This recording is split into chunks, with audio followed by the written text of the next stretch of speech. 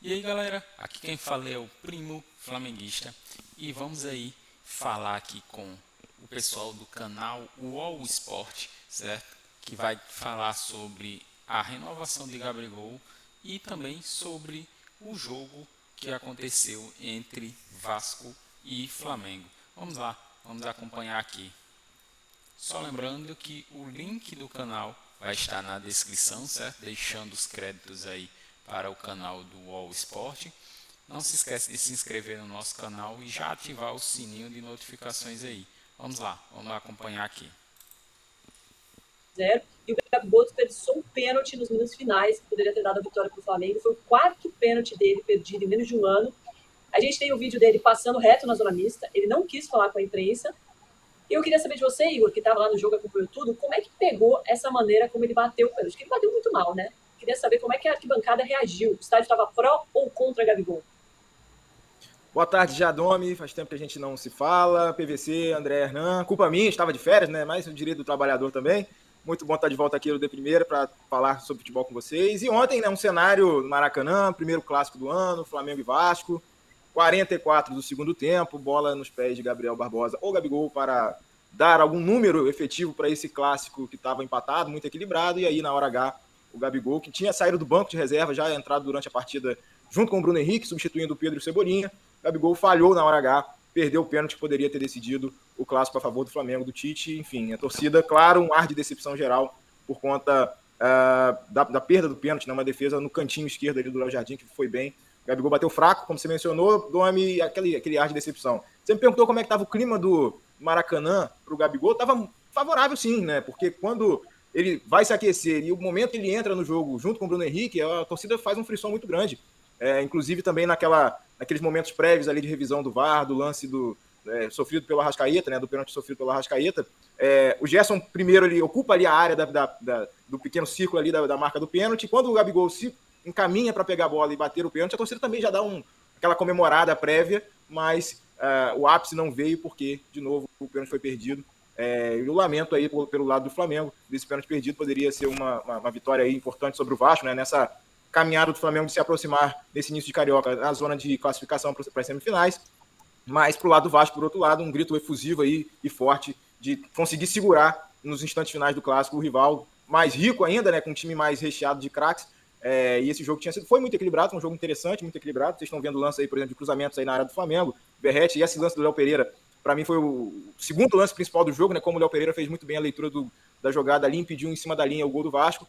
E para o Gabigol ficou esse lamento, e ele passou na zona mista ali em silêncio, ele falou no campo, né, deu suas explicações, lamentou, concordou que sim, deveria ter batido mais forte, mas na prática ele não conseguiu executar, e o Flamengo e o Vasco saíram 0-0 no placar. Esse é um misto de frustração para um lado, um misto de alívio para o outro, mas enfim, um clássico muito movimentado, mas que não teve gol, muito por conta do Gabigol. O PVC, na coluna do Mauro César Pereira hoje, ele escreveu que o presidente Rodolfo Landim está muito pressionado, já que no meio do ano o Gabigol pode assinar contra o clube, só que um novo contrato custaria caro e por isso ele está recebendo muita pressão de vários lados ali de dentro do clube. Qual seria a melhor solução, na sua opinião, PVC? Eu renovaria o Gabigol. Renovaria agora. Assim, essa briga Ninho do Urubu versus Gávea tem que ter um cérebro. E o cérebro tem que ser de quem preside, de quem comanda. Não pode ser pela pressão. O Gabigol não está jogando bem. Ele jogou até bem o jogo do meio de semana contra o Sampaio Corrêa, mas contra o Sampaio Corrêa, se você fosse eu, era capaz de fazer um gol também. Que isso? Vou te mandar uma foto. Vou te mandar uma foto. Manda para Domi também. Temos imagens? Temos imagens, Aí. Eu já mando.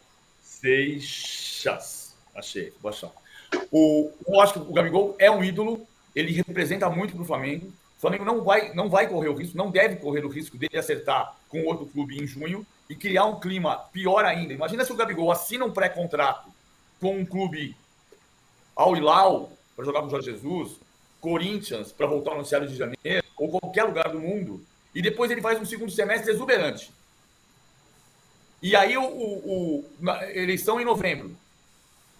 O Flamengo, no ano da eleição, 6 meses exuberantes do Gabigol pelo Flamengo, sendo ex-jogador do Flamengo. Não vai correr esse risco. Do ponto de vista eleitoral, é suicídio. Do ponto de vista da torcida, é um ídolo. Então, cara, é caro para renovar? Tá ficando cada dia mais caro. Se ele fizer 3 gols no próximo Flamengo e Vasco, na final do campeonato em 31 de março, 7 de abril, vai ser mais caro, porque vai faltar 2 meses para o pré-contrato. Então a solução seria renovar agora, que está na baixa. Eu acho, sim, renova agora. Não vai ser barato, não é um jogador barato.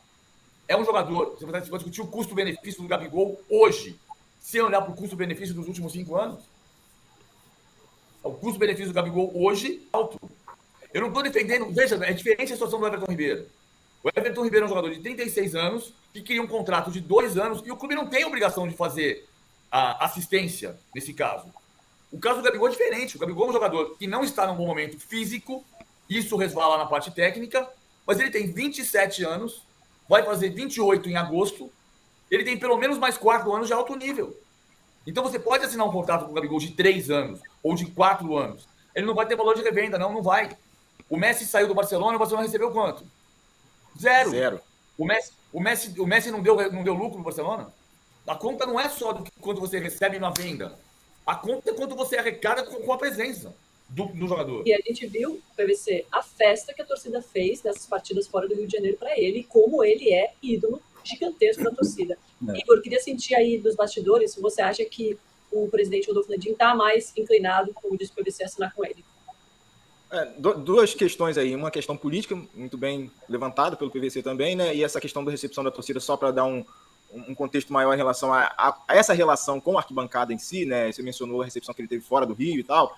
Ontem eu dei uma passeada pelas arquibancadas ali do Flamengo, conversando com torcedores, né, para produzir vídeos que devem ir ao ar nas plataformas aí do UOL, nas redes sociais, enfim. A pergunta que eu fiz foi quem é a principal ou qual é a melhor dupla de ataque para o momento do Flamengo. Não vou dizer o placar exato, mas deu Bruno Henrique e Gabigol, porque a torcida ainda tem no coração, né, essa memória afetiva do que os dois entregaram nos últimos anos. Isso que o PVC mencionou sobre o que eles trouxeram de retorno financeiro, e aí falando especificamente do Gabigol, né, enfim, tem coisas que são imensuráveis, né? Se você colocar na ponta do lápis quanto que custou a vitória na final contra o River Plate, tal, não sei quantos milhões, quanto que custou o gol na final da Libertadores contra o Atlético Paranaense, pau, não sei quantos milhões, né? Enfim, se a gente colocar na ponta do lápis, o Gabigol já se pagou em termos de direitos econômicos, e fora o que ele acrescentou da parte intangível para o clube, né? Enfim.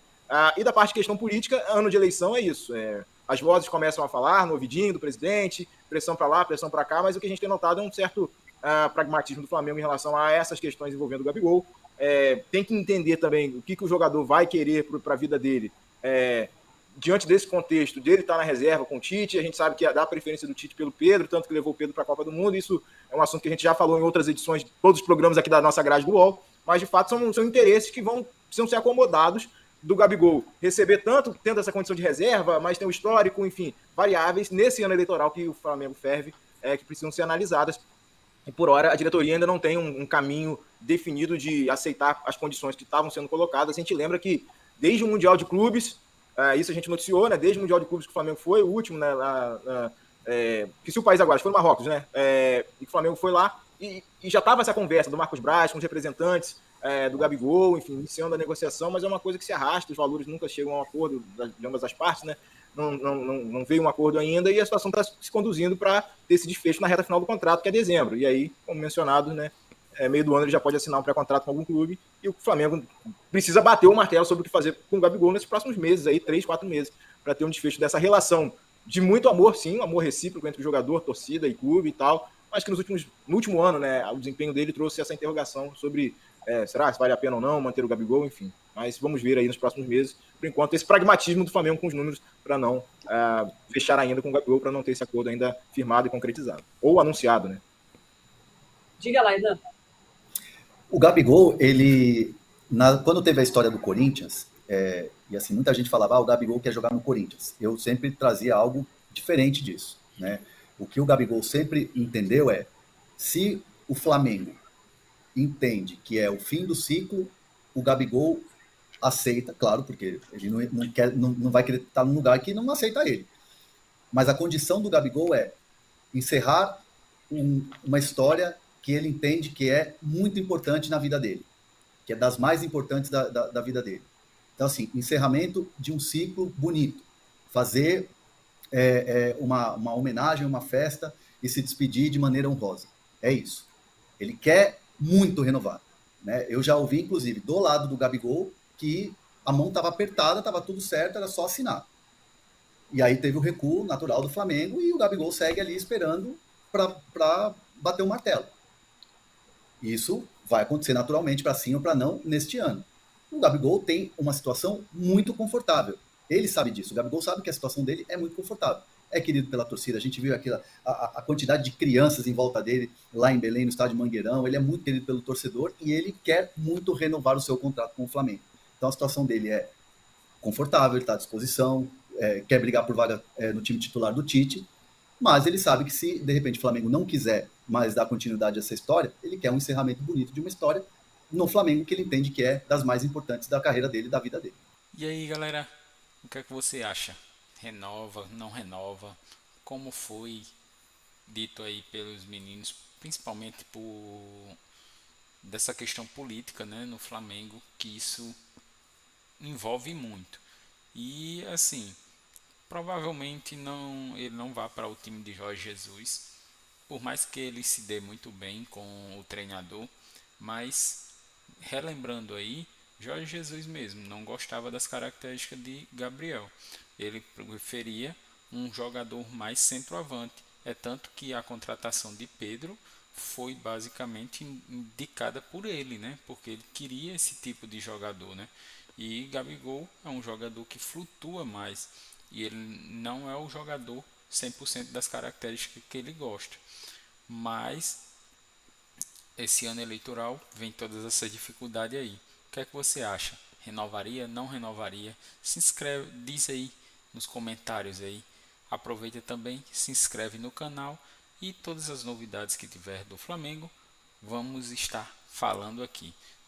E até o próximo vídeo. Fui!